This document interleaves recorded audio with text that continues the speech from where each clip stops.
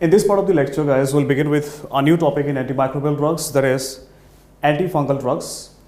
Antifungal drugs, to understand the mechanism of drugs here, I'll go the same way as I always do. I'll first of all describe to you the structure of a fungus, and then we'll find out drugs inside those structures. A fungus is made up of two layers. Suppose this is a fungus.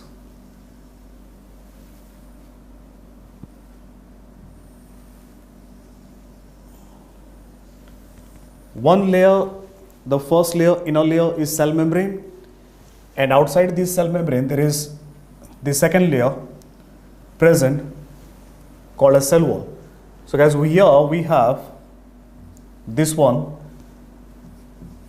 is the cell membrane, and then on the outer side we have the cell wall. The cell wall. So these are two layers of the fungus: cell membrane and the cell wall. Cell wall is made up of three components. The cell wall is made up of three components. Is made up of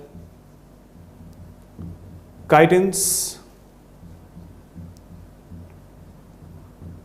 proteins, and beta glucan. Is made up of three components. Cell wall is made up of chitins, proteins, and beta glucans. For synthesis of beta glucans, we have an enzyme. We have an enzyme that is present here on the cell membrane, and guys, this enzyme is called as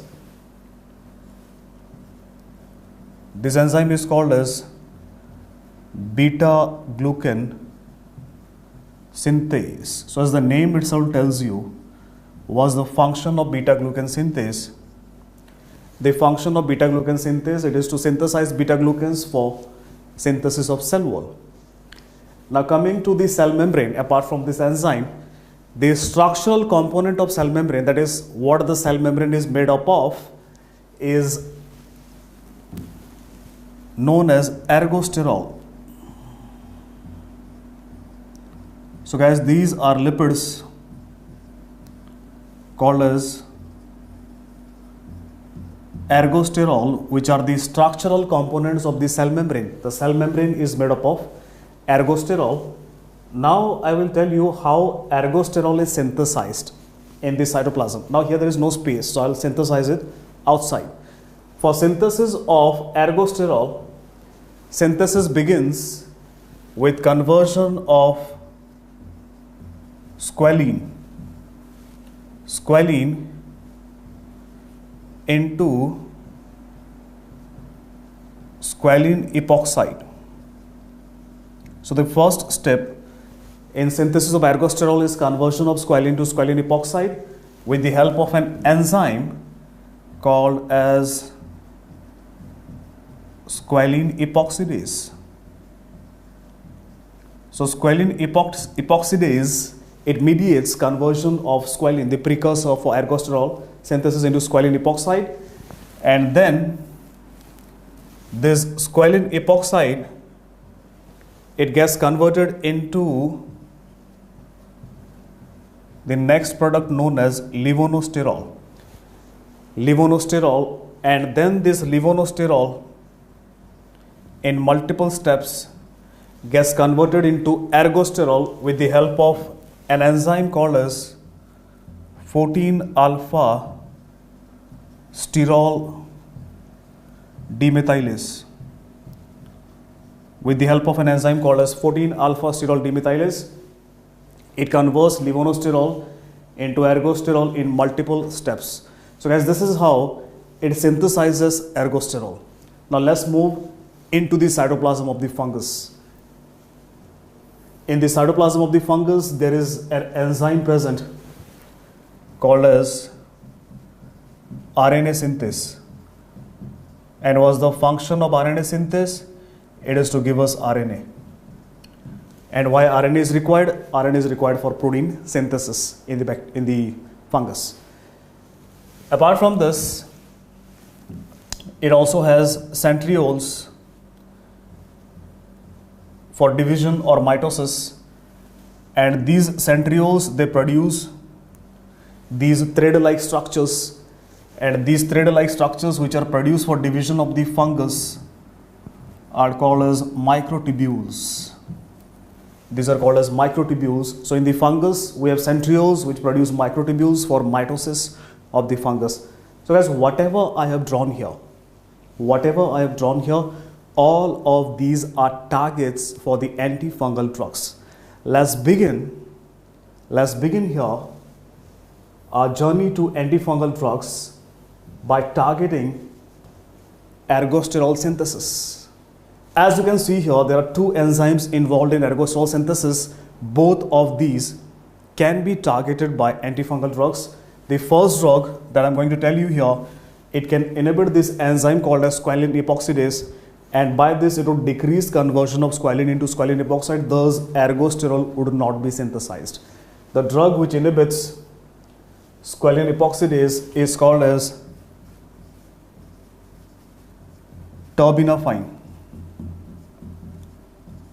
So guys, terbinafine, what it does, it inhibits squalene epoxidase, and thus by this mechanism it inhibits synthesis of ergosterol.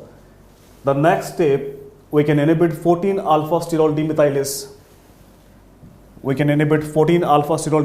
By the most commonly used class of antifungal drug worldwide, and that class is called as azoles. So azoles and terbinafine, these are two drugs which inhibit what? Which inhibit ergosterol synthesis. Next, we can inhibit synthesis of beta-glucans. By giving a class of drug which inhibit this enzyme called as beta-glucan synthase, and this class is called as echinocandins. This class is known as echinocandins. So guys, what are echinocandins? Echinocandins are nothing but inhibitors of beta-glucan synthase. They are inhibitors of beta-glucan synthase. Next, we can move inside this fungus and we can inhibit this enzyme called as RNA synthase. It's a new drug, inhibitor of RNA synthase. The drug is called as tavaborole. Tavaborole is an inhibitor of RNA synthase. Then we can inhibit these microtubules which are responsible for the mitosis of fungus. Inhibitor of microtubules. This drug is called as griseofulvin. So guys, griseofulvin is an inhibitor of microtubules. You inhibit this, fungus cannot divide. You inhibit RNA synthase, fungus cannot synthesize proteins. So these drugs, until now, whatever I have described, they are inhibiting something in the fungus.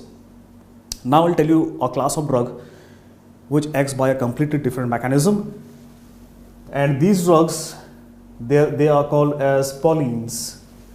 These drugs, they are called as polines, and in polines we have drugs like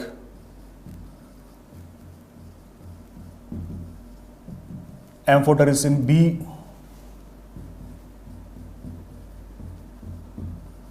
nystatin, and natamycin. Amphotericin B, nystatin, natamycin, these are polines, and they have altogether a different mechanism. Alright, so we need to understand how they act. So guys, these drugs, they are amphipathic in nature. And what do you mean by amphipathic? Whenever I say amphipathic in nature, it means they have two surfaces. One lipid soluble surface and another water soluble surface. So I can make you example, I can make you understand by taking a piece of paper. Let's suppose here is a piece of paper, and let us suppose this is amphotericin B. And it has one surface, water soluble surface, and it has one lipid soluble surface. That is why I say these are amphipathic. So what amphotericin B does, it goes and enters into the ergosterol. And inside the ergosterol, it folds into a canal-like structure. Now this canal-like structure, the outside is lipid soluble, inside is water soluble, So this outside lipid soluble structure is fixed by the steroid ergosterol because it is lipid soluble. So ergosterol will bind to this canal-like structure and fix it to the cell membrane. Inside one is water soluble surface. Now see what happens.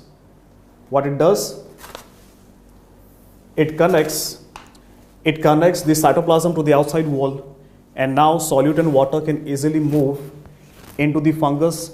The fungus will undergo lysis.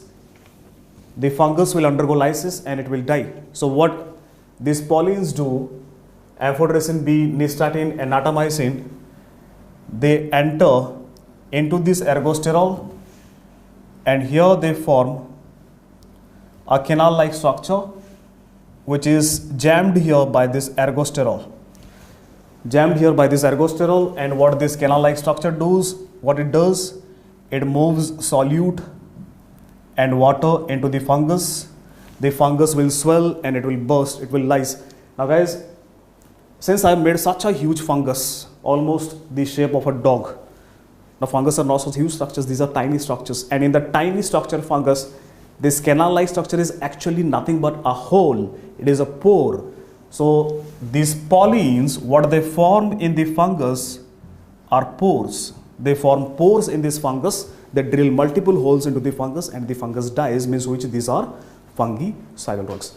So guys, these are all the available antifungal drugs in this world as of now, which I have managed to squeeze into one diagram.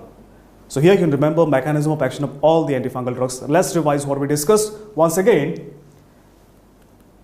drugs which act by inhibiting ergosterol synthesis, terbinafine, azoles at two different steps, the drug which inhibits beta-glucan synthase, echinocandins, the drug which inhibits RNA synthase, tavavorol, which inhibits microtubule, cresofulvin, and finally the polleins, the three drugs which drill holes into this fungus by acting on ergosterol. So guys, remember these are two different things. When they ask you in your exams which drug acts on ergosterol synthesis, your answer can be either azoles or it can be terbinafine.